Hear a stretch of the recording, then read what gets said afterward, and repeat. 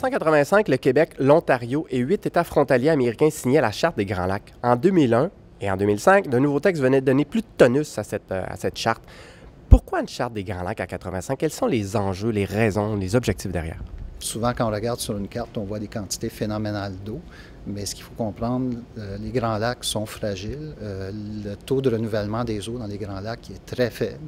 Et ce qu'il faut comprendre, l'enjeu pour le Québec, à la hauteur de Montréal, c'est 70 du débit du fleuve, c'est de l'eau qui provient des Grands Lacs. Donc, toute fluctuation importante au niveau des niveaux d'eau dans les Grands Lacs a automatiquement un impact très important sur le niveau d'eau dans le fleuve.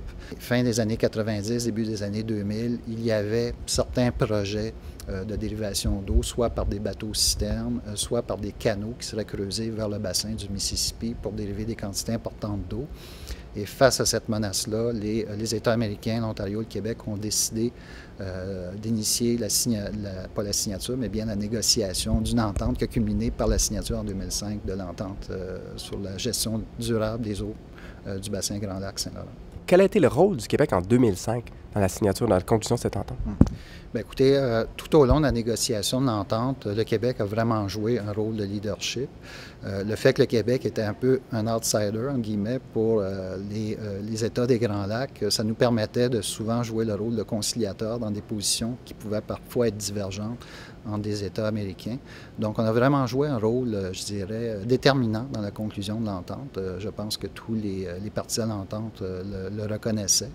Et évidemment, nous, notre motivation là-dedans, c'était les gains pour le Québec, qui était l'interdiction des dérivations d'eau à l'extérieur du bassin Grand Lac-Saint-Laurent. Ça, c'était le gain majeur, mais également toute la prise en compte des impacts cumulatifs des prélèvements d'eau, sur lequel le Québec a beaucoup insisté lors de la négociation. Également, la prise en compte des impacts des changements climatiques sur les niveaux d'eau des Grands Lacs et du Saint-Laurent. Donc, deux enjeux particuliers qui intéressaient le Québec, qui se sont retrouvés dans l'entente à notre insistance. Quelles pourraient être les conséquences d'une trop grande dérivation des eaux des Grands Lacs pour les Québécois, pour le Québec en général? Bien, écoutez, il y a des conséquences simplement au niveau économique quand on pense, par exemple, aux installations portuaires de Montréal. Le fait que les bateaux puissent remonter jusqu'à Montréal, ça nécessite des tirants d'eau adéquats. Si on a une baisse du niveau d'eau dans le fleuve, ça a automatiquement un impact sur la capacité des bateaux d'emporter des charges jusqu'à Montréal. Ça pourrait même remettre en question Montréal comme destination de bateaux marchands. Il faut se souvenir également que 50 des Québécois tirent leur eau potable du fleuve, donc c'est quand même appréciable.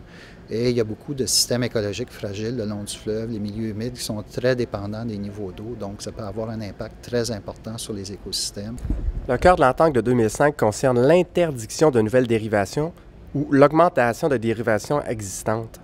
Est-ce que ces engagements ont été respectés par les 10 membres? Oui, les engagements ont tout à fait été respectés. Je dirais même avant la conclusion de l'entente en 2005, dès la signature de l'annexe à la Charte des Grands Lacs en 2001, tous les États, de facto, n'ont jamais autorisé aucune dérivation hors du bassin des Grands Lacs Saint-Laurent.